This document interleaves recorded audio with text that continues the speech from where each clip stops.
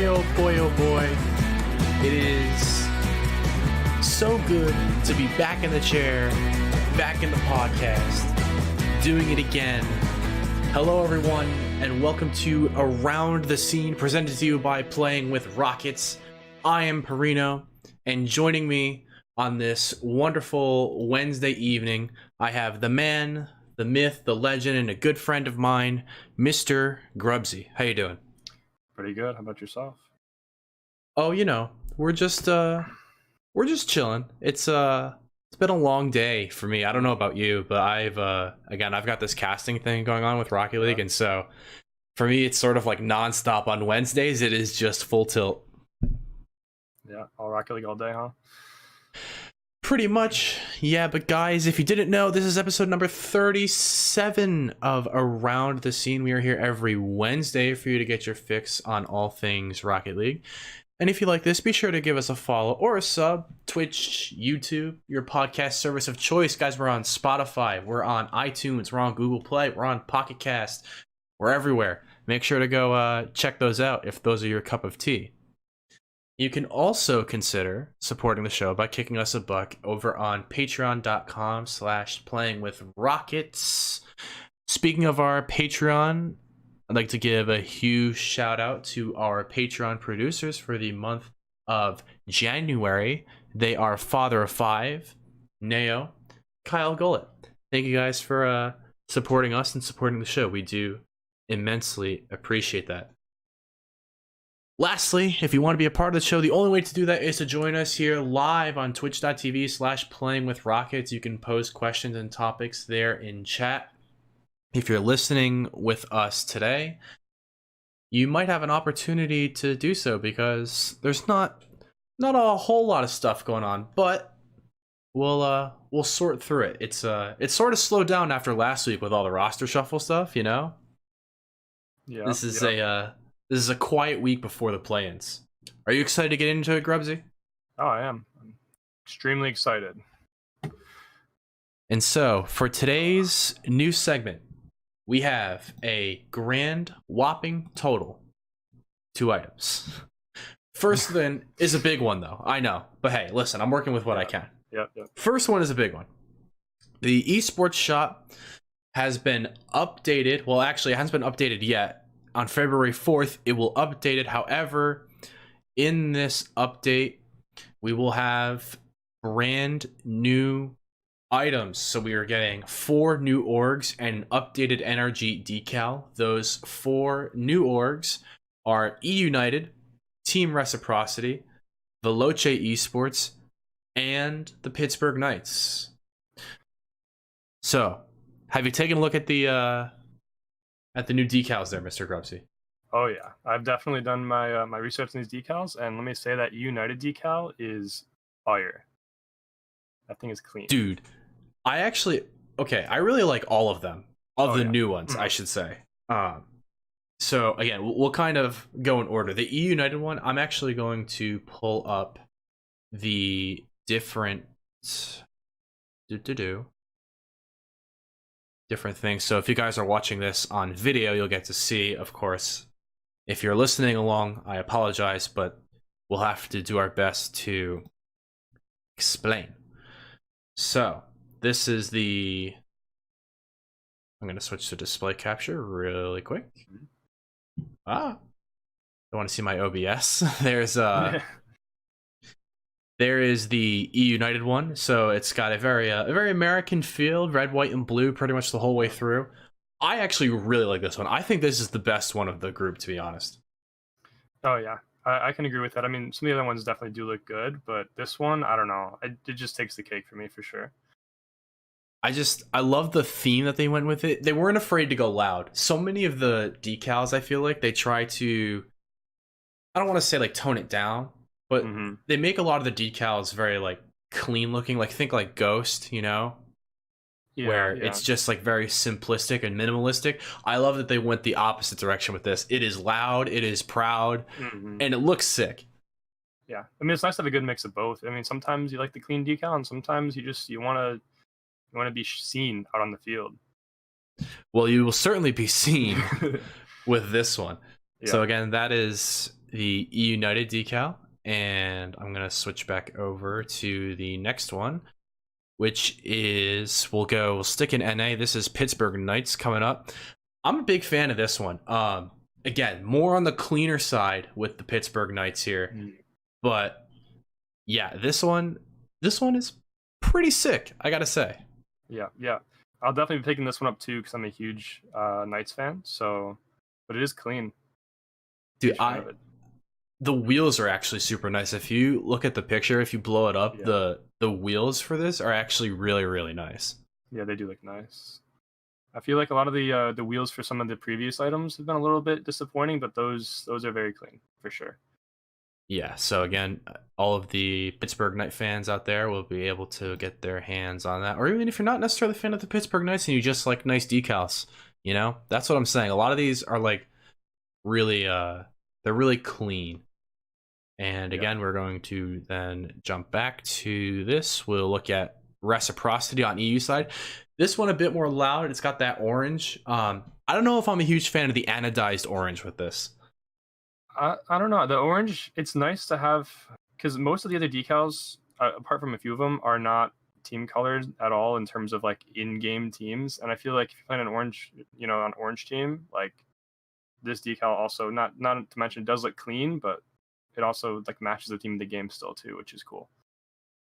Yeah, and it's true with both this one and the next one we're gonna look at Veloce as well, because I do agree having like the set color like that can be really nice because we don't really have decals that like naturally fit with the blue and orange, you know? Yeah.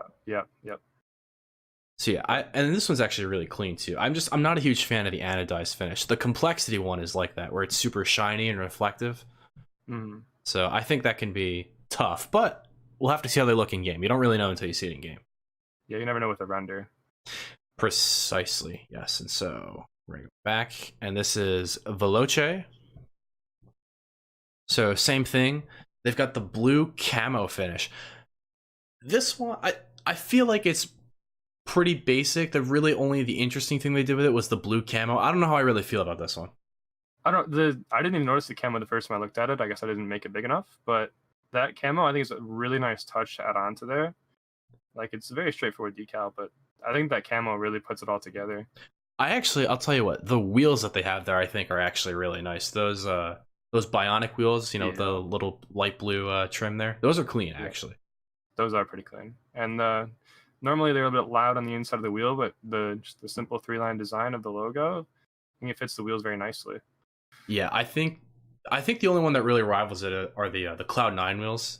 Those C9 wheels are really, really nice because Cloud9's logo is just very easy to work with in that way. But this one as well for Veloce is it's pretty clean. And the last one I think has been subject to the most I don't want to say controversy because that's not really the right word, but I don't think this one is as appreciated as much. So this is the new NRG decal. Again, NRG went through a rebranding, so that old red, white, and black logo has been changed to very simple, just NRG and white. I don't know about this one, Chief. It's clean, but again, like I don't know. It's just not as it's not as like doesn't grab me as much as some of the other ones do. I just don't like that they didn't do anything other than slap the NRG logo on the hood of the car. It looks like at the very last second they were like, oh, well, I guess we should change NRG, so let's just do a quick little design and then slap NRG on top of it. Yeah, it's kind of how it feels, but I mean, it is still like the wheels are still pretty clean though, in my opinion. And to be fair, it's not like the NRG logo gives you a ton to work with. If you look at their jerseys and their branding in total, it's not like, I should say, with the new design, the old one was sick, but with the new design, it's just very sort of and that's the feeling when I look at this decal is Yeah, they seem like their rebranding seems like it's more of like a modern, clean style, but it just they like you said, they don't give you much to work with in terms of like creativity with that logo, but because that's what I'm saying too. A lot of people are ripping on Psyonix, saying, "Oh, they didn't really do anything with this," but there's not much to do with it. There's not just there's just not a lot of room for that creative license. So yeah, again, the only thing I don't know is, and I've been looking for an answer on this and I haven't gotten a straightforward one, is I don't know if this will be replacing the old energy one or if this will be a separate item. I would imagine they would make this a separate item, but I don't know. I mean, I guess we'll find out, but Again, really quickly. Whoops. I'm gonna go just like that. And yeah, you know, I just hope that I don't lose the old energy decal because I love that old energy logo, and I don't want to use the new one. Yeah, and the old one is a lot louder than that car too, so it is pretty nice to have. And the other thing as well is like, sorry, with the decals, I'm glad that they came out with it now. A lot of people were complaining that, you know, we hadn't seen an update to the esports shop yet. A lot of people were very vocal about that. This seems to have come at the right time for Psyonix. Oh yeah, just right before RLCS starts up again, everyone's going to be in Team Spirit, rocking their favorite teams on the field. You know, everyone wants to be a part of it. Yeah, and I think the big thing too is that they can level some of the recent negativity thrown their way. You know, Yeah. they can say, well, look, it's not like we were doing nothing, okay? Like here's the new decals. Like we weren't just, you know, messing around. Like this is the new decals, and they'll be put in. I don't know what the release schedule will look like. Again, they will go live in game February 4th, but that doesn't necessarily mean that you'll be able to get all of the items right away. You'll have to watch the esports shop in game and see when they come out. Yep. Any final thoughts on the decals? No, I mean, I think we pretty much covered everything with it. I mean, yeah, I'm excited. They should be nice, you know, and it's nice to get a little refresher on it. Yeah, sometimes it feels like it just takes a while for the refreshers to come through, but it's always exciting when they do. And again, one last quick point. Chewy RL in chat, thank you, saying they said you have to buy the new ones and you keep the old ones, again referring to the NRG stuff. So if you do have the old NRG stuff, you'll be able to keep it. You'll have to buy the new one if you would like to rock the new logo. So there you go. Appreciate that. Next on our list, so this is just general Rocket League news. Psyonix have announced they are ending support for Macintosh and Linux. So for any of you playing on PC and you play primarily on either Mac or Linux, the game will no longer be available to you in March of 2020. This one seems like a weird one to me. I don't know why. I don't get it. As far as development, for every update, they have to go through and adjust it for every single platform, I would imagine. So having to do it they have PC, they have Xbox, PS4, Switch, and then for, you know, PC, they have 2 additional platforms for Mac and Linux. So I can understand why, especially with their player base on Mac and Linux, I'd imagine being significantly smaller than the Windows player base. So it probably just is to make their lives a little bit easier, I'd imagine. You would just think they would go the other way on this, though. Like, when people talk about Psyonix, right, and they talk about, oh, you know, they're not really an indie company anymore, and oh, you know, they don't have a ton of resources. This feels like an indie company move where they should be going the other way with the Epic acquisition, you know? This is what it feels like. Yeah. You'd think so. You'd think that they'd be able to continue to support, but I'd imagine their player base is so small, and you know, very few people on PC do play on Mac and Linux, as far as I'm concerned. But but it still sucks for them. They're going to lose the game. Yeah, you know, they will. I thought, from my understanding, is they're going to keep the game would stay, but they're just going to disable online features, and then it just goes unsupported. Correct. So yes, the clarifier is that it's not like it's going to completely, you know, brick the game for you if you are on those operating systems. You'll still be able to play the game, but you just won't have any online functionality. So you won't be able to access any microtransactions. You won't be able to play online multiplayer, which is the whole point. Yeah. So, yeah, they're really killing you on that front, but you'll still be able to mess about in free play, I guess. Yeah, you get free play, and you get your the career mode with the bots. I forgot what the exact term for it was, but Yeah, they have seasons. That's right. the season. Yep, Of those course. are the two things you get to do. But yes, again, Chewy also pointing out in chat that, at least they did the right thing in our giving refunds for it, which is true. And he says it's partly because Epic hates Linux. Yeah. Yeah. It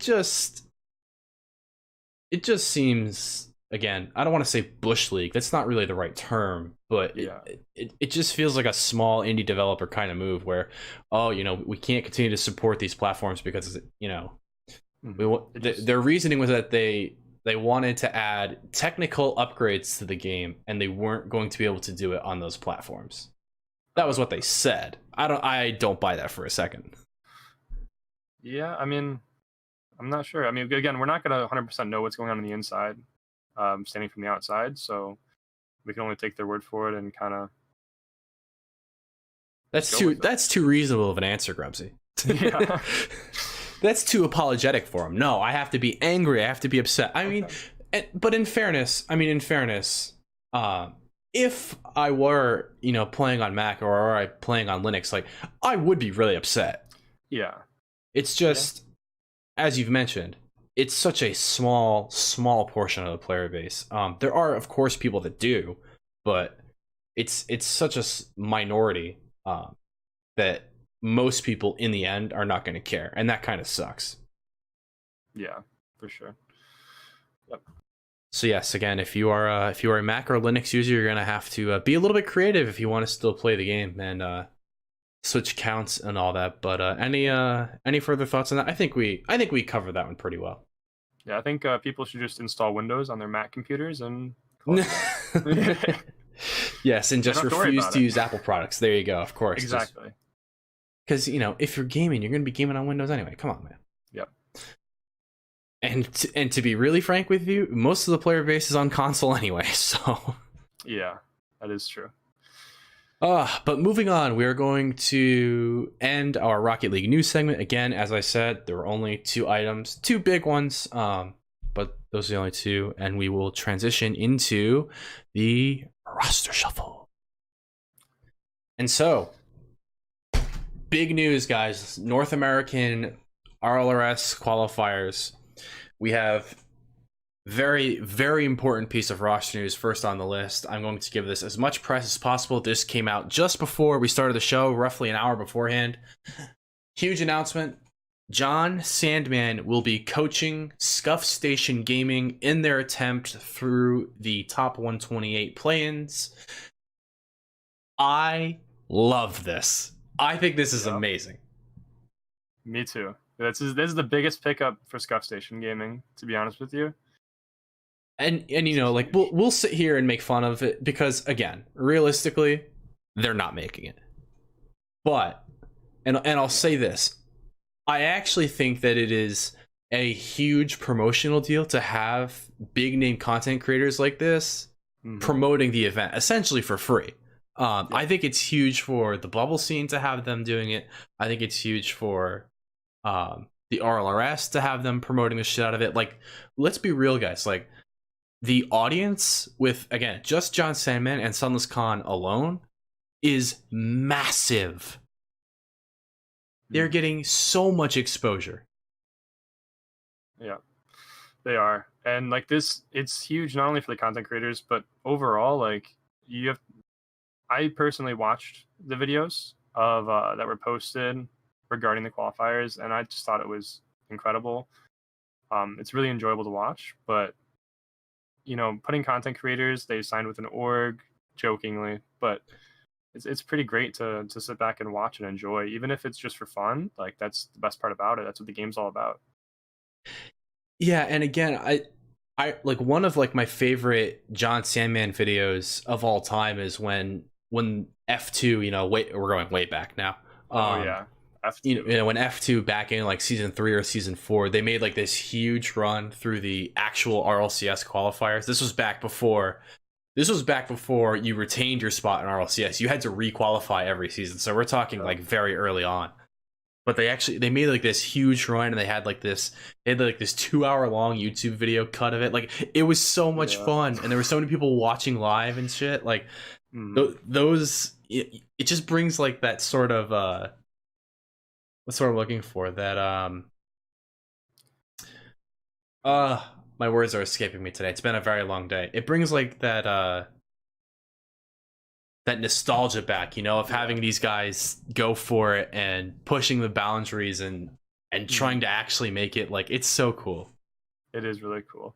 I remember those good old F2 days. Those are good days on YouTube. I think that really helped the Rocket League community. I mean, just that group of creators were huge. And oh yeah, especially in the beginning. Mm-hmm. I mean, the audience they had is, and still is, in John's case, tremendous. Like, yeah, they did so much for the game early on, and so much for the professional scene early on. Like when they would, Neat Mike would get in that beef with Kronovi and Kronovi's dad. Like, yeah. But like, it does a lot. It's again, for those of you who are newer to the scene, you may not remember, but for those of us who have been around a long time, like it's instrumental. It's what got me into it, to be honest. Yeah. Was I would watch Neat Mike on YouTube, and they would go through and like make these runs, and they'd mess around with G2 and stuff. Like, it's great. Oh yeah, for sure. It really helped bring the scene together.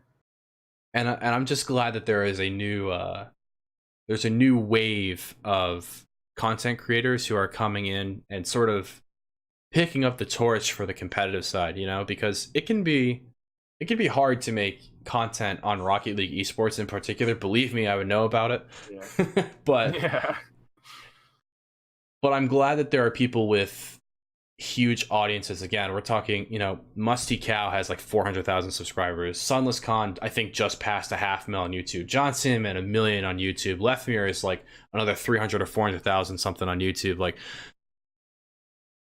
it's a ton. And Chewy makes a great point as well. Everybody's talking about Scuff Station, but there are 2 other content creator teams as well. And that's true because you have Easy Af there with Scissors. Oh, yep. I forgot about that. I forgot about Scissors team.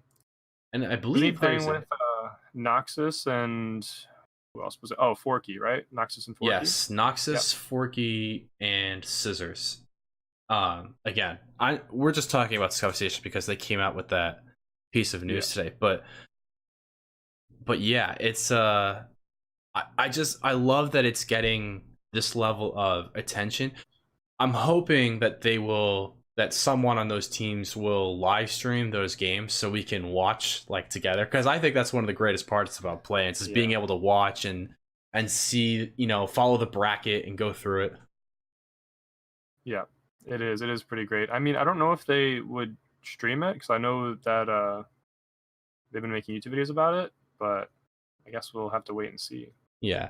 Well, you can't hide the results, because the bracket's public. So it's not like you're going to be able to hide the result, once it happens. But they might save it for their YouTube channels, which would make sense.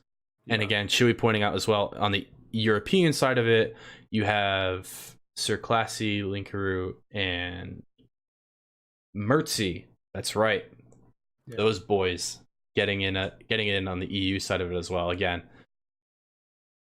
I'm such a fan of content creators who can make the push for this. Because it helps keep that dream. That's what it is, right? Like, anybody in theory can get a team together, team up with your buddies, and try to shoot your shot. And keeping that spirit, and doing content around it, I think it's great. Yeah, and that's honestly one of the greatest things about Rocket League is that anybody at any time, consider they grind hard enough, can make it to the top. There's no walls. Oh yeah, absolutely. And again, we will see how Scuffed Station Gaming does. Those qualifiers will be this weekend. I think they're Saturday, right? Maybe. Yeah. I don't even know. I don't know either, to be honest with you. We'll get back to you on that. Or unless we have someone in chat to help us out, but I'm like 98% certain they're on Saturday. I don't think they would do it the same day as the Super Bowl. Yes, Chewy says Saturday, and whatever Chewy says is correct. He would never lie to us, so thank you. But Yeah. again, moving on to our next item here, I'm going to kind of group two of them together because two very similar pieces of news. We are talking about the Rocket League Rival Series desk talent. We are getting two new additions. Spaceman is joining us from the Call of Duty World League, and Supersonic is joining us from the H1Z1 scene. So we are continuing a trend here on the RLRS desk of bringing in talent from other esports. I'm going to be real with you, Grubbsyy. I don't know either of these guys. I really don't. Yeah, I don't know either of them either, but it seems like they like to, when they bring new talent in, they like to start them in rival series and work their way up. But I guess we'll have to wait and see and find out what they how they are with Rocket League. I just find the the method of going after talent coming out of other esports to be a little bit strange. At least this year they brought in Dazarin, who is one of our homegrown talents, if you will, heavily involved in the community. It sucks, and we kind of touched on it a little bit last episode, so I don't want to, go too much into it. I just there's so many talented Rocket League community casters and everyone who deserve a shot at it, that I look at it and I go, like, I get why they do it. Like, I get wanting to bring in people who have polish, and experience from other professional esports, but it's like, just give a shot to the community casters, please. Yeah, because around here they're working their butts off. They're trying to make Rocket League the best they can. They're already here. They want their chance. So I could see that. Yeah, it's just hard because we have such, and especially in North America too. I understand that it sucks for EU. The fact that Psyonix is North American based and they tend to almost exclusively pull from that because of the visa issues and everything. Like, I get it, but there's such a depth of talent that we have in the Rocket League casting scene that it pains me when they bring in other people. Like, I just want to see them give that chance to our homegrown talents. Yeah, for sure. It'd be nice to see. But again, I can understand why they reach out. I'm sure these guys have some experience with Rocket League, not necessarily casting, but I'm sure they've played a Rocket League game or two in their lives. Yeah, well, that's the other thing too, is it can be hard because, as Chewy just pointed out, it's making, Rocket League casters tend to go towards other esports. And if I can be real with you on that subject, like, I currently do casting for Play Versus, which is high school Rocket League. When I look at the opportunities, there's so many more opportunities in other games. It's hard to stick with Rocket League, man. It's just the opportunities for paid positions with casting are not, there's not that many. Like, outside of doing the high-end stuff, RLCS and RLRS, and like Rival does the B stream. I'm pretty sure those guys get paid too. I don't know how much, but I'm pretty sure they do. Like, outside of that though, there's really not paid opportunities. So it's not something that you can do and even like make a living off of it anyway. Versus something like League of Legends, Counter-Strike, I mean, hell, Overwatch, Call of Duty, like they have events that you can actually get paid to do. So it's hard. Like, there's no support for it. Yeah, it is kind of sad, but I was talking to, again, so one of my co-casters for Play Versus is primarily a League of Legends caster, and he's just doing Rocket League for this event in particular. But he's going out and he's doing casting work. He's going to be going out to Kansas within the next month to work for Midwest Esports and their coverage of their League of Legends tournaments. Like, you don't get that in Rocket League. You just don't. There's just no, again, outside of the very tippity top professional, you just don't get those kinds of opportunities in this game as a caster. So it's hard when again, there are so many people looking for that shot, and there are slots open, and they get sent to outside talent instead. Yeah. Yeah. So that's my caster rant. Yeah. But again, hopefully they're very talented and they're very good, and they'll be able to produce high level casting for our esport. You got anything else to add to this? Because again, I think bit a little bit into that one. Yeah, no, I mean that's definitely your side of things. You're huge in the casting side of things. I don't know too much about it, so it was nice to hear your side of it. Yeah, and again, I wish I had Ryan in here too, because Ryan does the rival series B stream stuff too. I'm sure would have a lot to say about it, but I don't want to get too caught up on it, so we're going to be moving on to our next item here. We have a new Rocket League esports statistician. That is right, Slybe will be the RL esports statistician. So that is the person who picks up all of the broadcast elements when they're streaming the games, live from the studio. They're the ones who go into the games and put, the graphics up, whatever. As again, Slock had retired at this point. It's cool. I think it's kind of a thankless position. You're not going to get a ton of credit for doing it, but you need someone to do it. Yeah, you do. You definitely need someone to do it. I can imagine it being a decent amount of work too.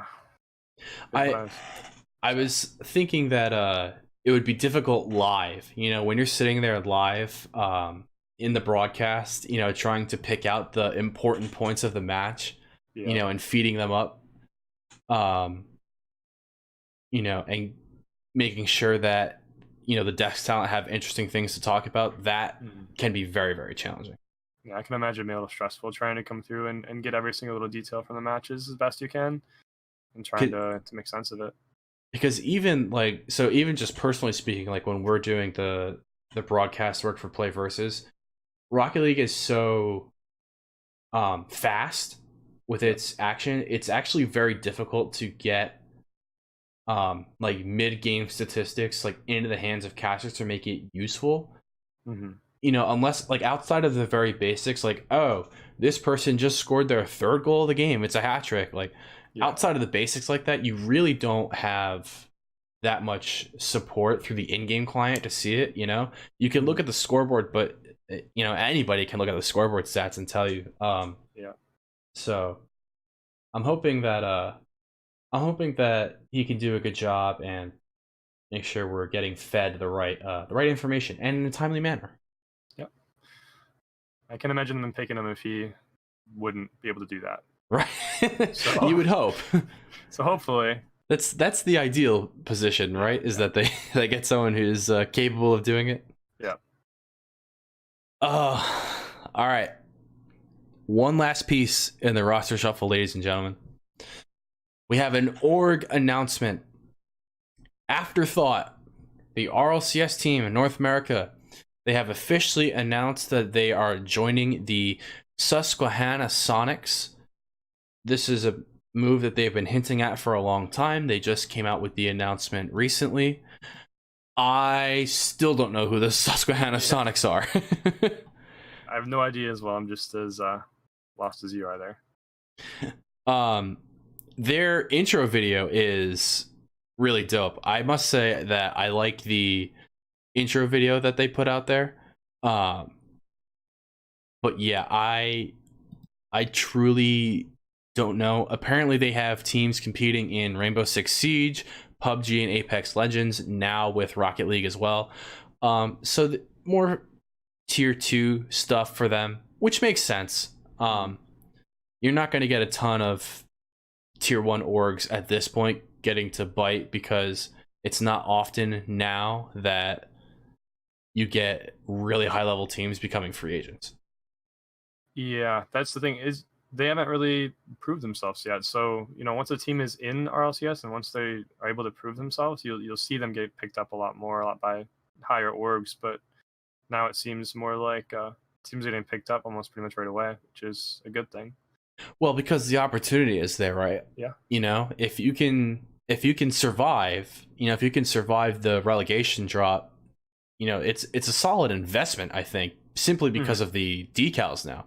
Now you can get your decals in the game, and you can again get some sort of cut from that. But yeah, I'm glad that they are signed.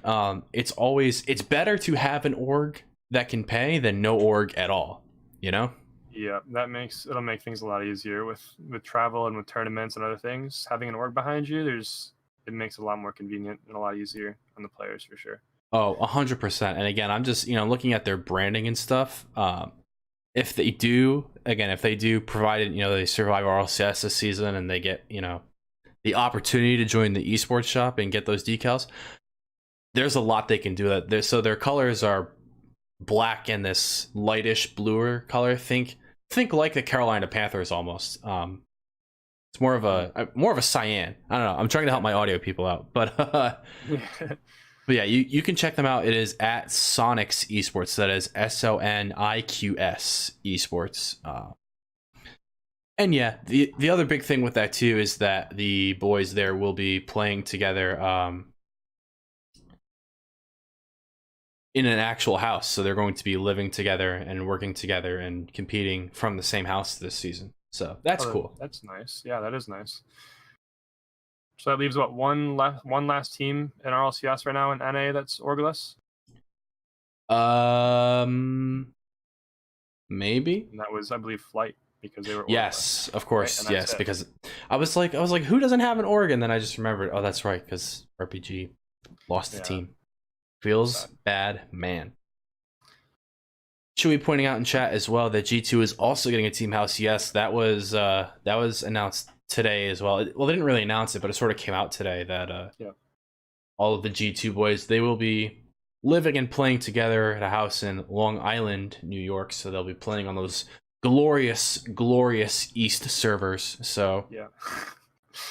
Oh, it's been painful. The East servers have been painful lately. They have been. I am normally, an East Coast server master race kind of guy. I tend to believe that fundamentally they are better than the West servers in NA. But man, lately they've just been bad. Yeah, and you're sitting there on 8 ping, and servers are still struggling for you. That's what I'm saying. I'm fortunate that I must be located very close to a server room somewhere, because with Verizon Fios here,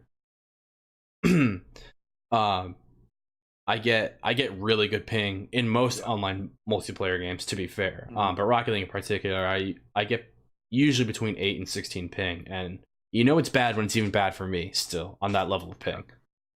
But I mean, this is also a huge move for G2 you got to think about, because they are all, and as Chewy mentioned, from different parts of North America, all being on East Coast. They were playing on, I'm sure, higher ping throughout RLCS, and I think this is probably going to help them quite a bit, to be honest with you.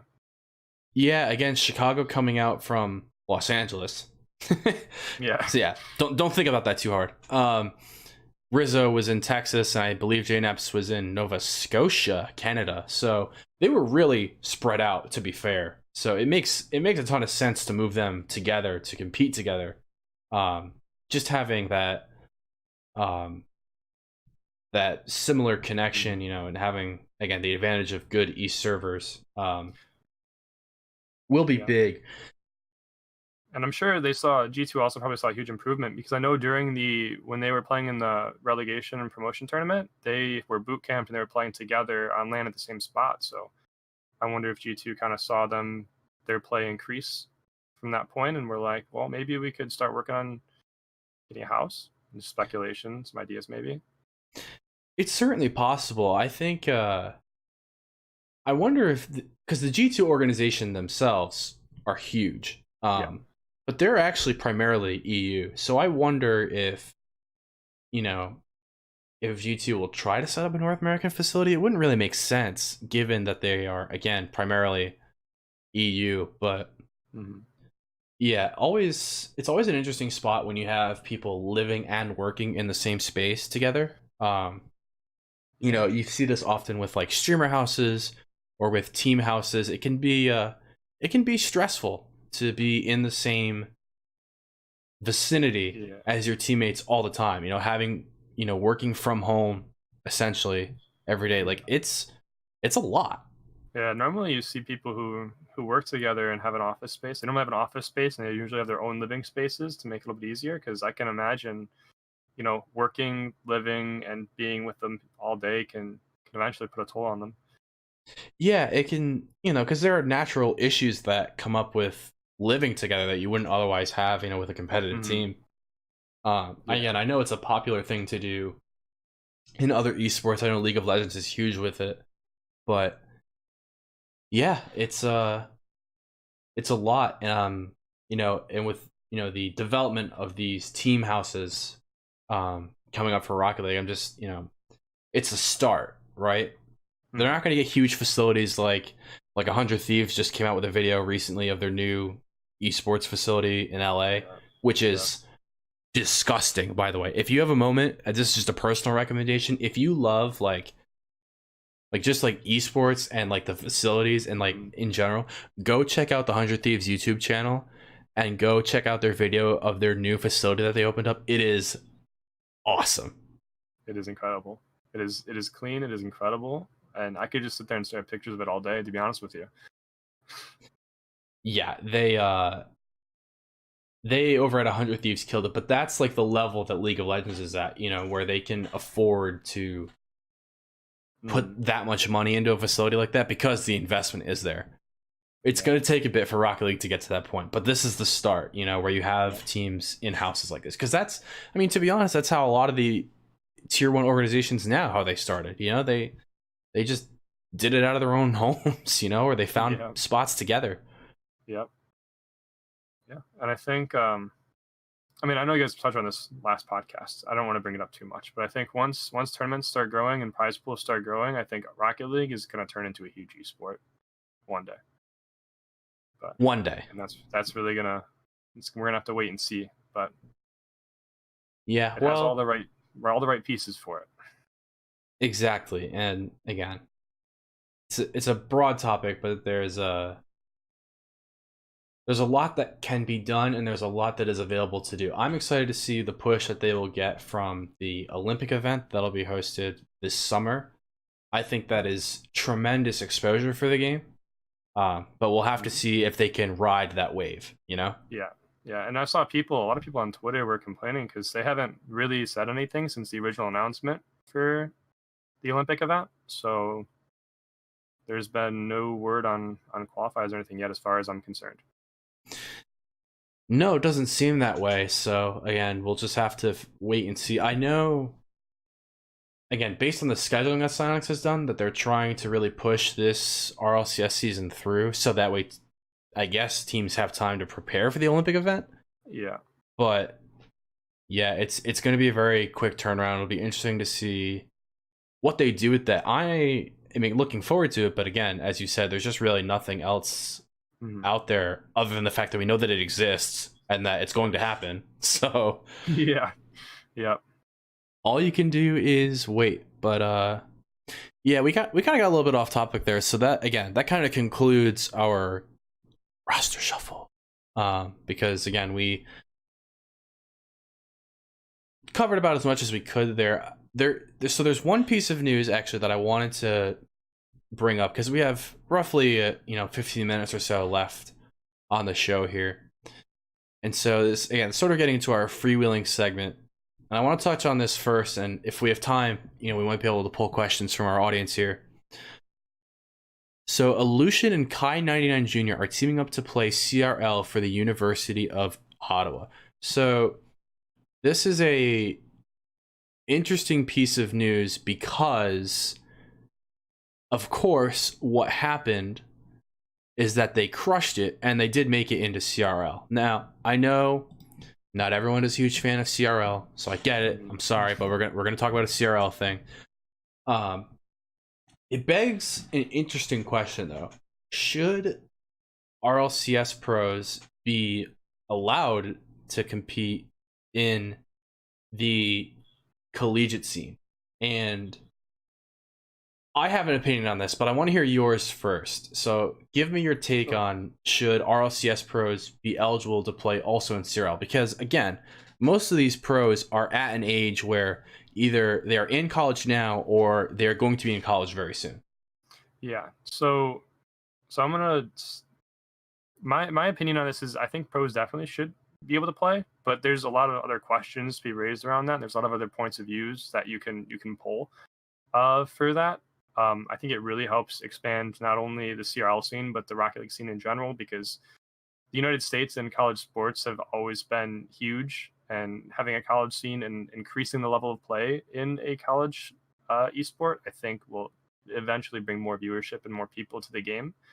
Um, but I can see why people don't believe that pro should be able to play CRL, because there's, with collegiate sports, and I don't want to go into this whole thing because there's a lot of questions with collegiate sports. Don't And get me started on the NCAA. yeah, yeah. So it's considering CRL, like collegiate esports are not necessarily recognized by the NCAA. They are allowed to, they still have their sponsors, their pro stuff. But that's the question: is you compare it to CRL as opposed to collegiate sports, then it's like, should pros be able to play? But in my opinion, I think pros and collegiate Rocket League should, be able to coincide. Personally, Yeah, so I think I actually tend to go the other way on this. And here's why. So the spirit of collegiate sports is that it is still technically an amateur league. Now, again, CRL pros, they play for their school, so that they're not signed by outside orgs. They don't have sponsorships individually. As far as I know, I've never seen that. Again, Mm. the gray area, of course, is that they're not covered by the NCAA, as you said. So it's not as though you can't be paid to play Rocket League professionally and also represent your school, because there's no governing or organizing body to really stop anyone from doing that. I just personally think, and this is my take, is that I think it goes against the spirit of the competition, if that makes sense. You have, especially now, it wasn't the case earlier, but now especially, the level of play required to actually qualify for CRL is fairly high. The teams that are making it through are normally composed of like 1700 level plus GCs. Like, it's not, yeah, they're not as good as bubble teams. They're not as good as RLRS. Like, I get it, but they're still overall excellent players. Yet they will still get dumpstered by pros. I just think it's sort of, again, it's not that I really have a problem with pros individually trying to go for it. I just have a problem with pros being allowed to compete in this spot, because I think it's more deserving to give students that stage who otherwise wouldn't be a pro, if that makes sense. Yeah, no, that's definitely understandable. That's, again, the other question too. And then the other concern that you could think about is pros that look to go to the same university together to increase their CRL scene.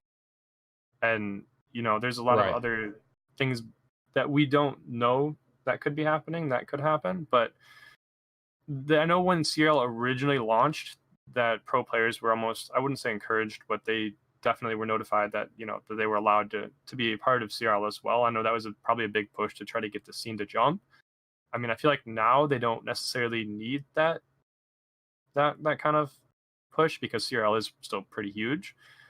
But like you said, pro players that could join CRL would just come in here and absolutely dumpster some of these players, just because their level of play is so high. And that's nothing against the CRL teams, but Yeah, because again, let's be very clear about something. The CRL teams are still very good. They're just Oh, not professionals, which yeah.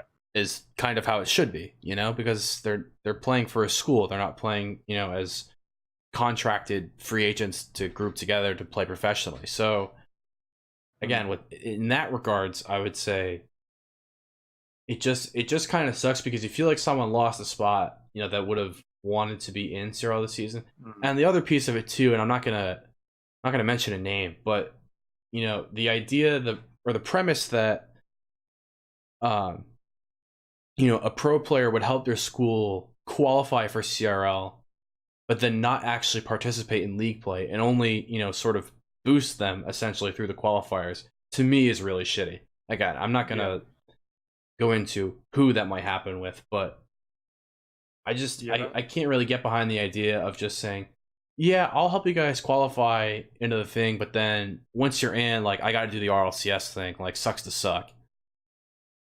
Yeah, that almost feels like boosting. Well, it is really, in effect. Yeah.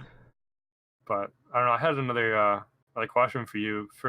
By considering pros, do you say strictly RLCS pros, or what do you think about RLRS players, or even lower tier RLRS players competing in CRL? I think so. Strictly in the context of this, I think if you are RLRS level or above, you're considered a professional because you are earning prize money in an organized league from Psyonix to play the game.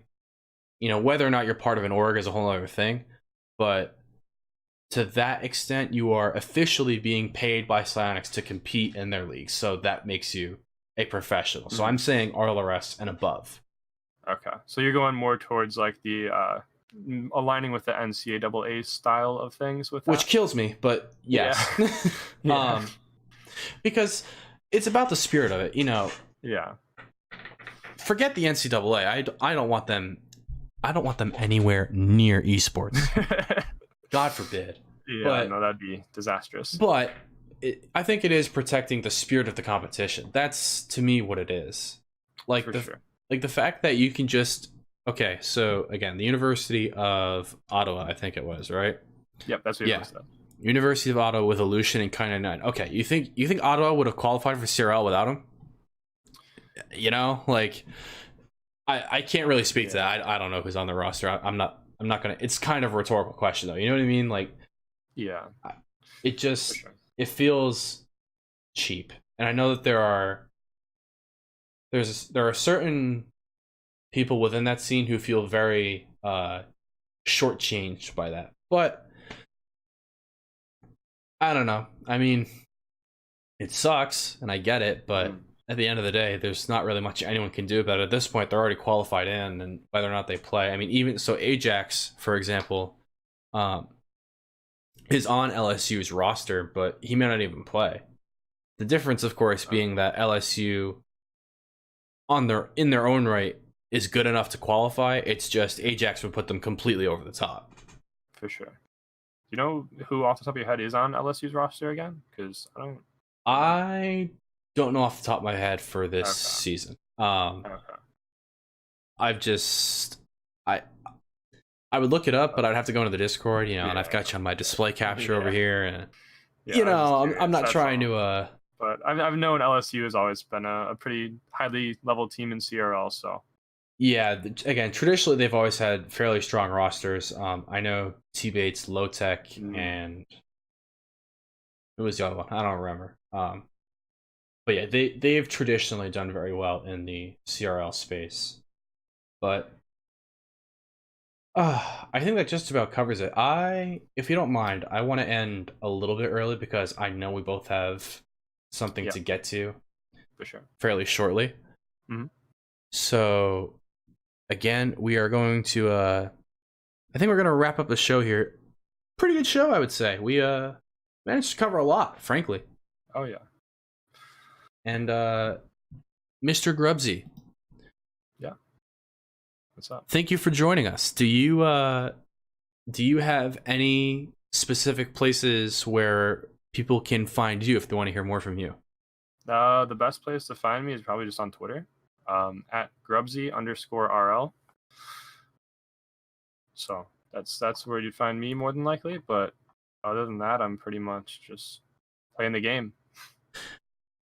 I like that. Just chilling. And again, if you want to hear more from me, you can follow me on Twitter at Perino TV. You can also follow me on Twitch. That is twitch.tv/Perino. I am still doing casting for high school. That is still going on for the remainder of this week. I believe our last day is Saturday. I'm going to check that super duper quickly. we're doing High School Rocket League all the way through February 6th. So still a ton of that level of action. Again, if you want to listen to my beautiful casting, you can tune in to twitch.tv/playversus. That is, again, High School Rocket League. Ooh. But guys, thank you so much for joining us tonight. Once again, be sure to follow us.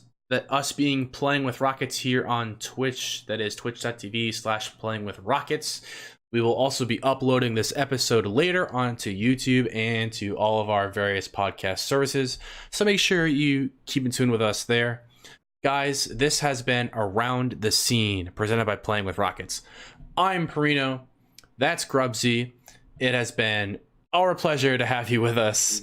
Take care and enjoy the rest of your day. We will see you next Wednesday. Peace out, everyone. Peace.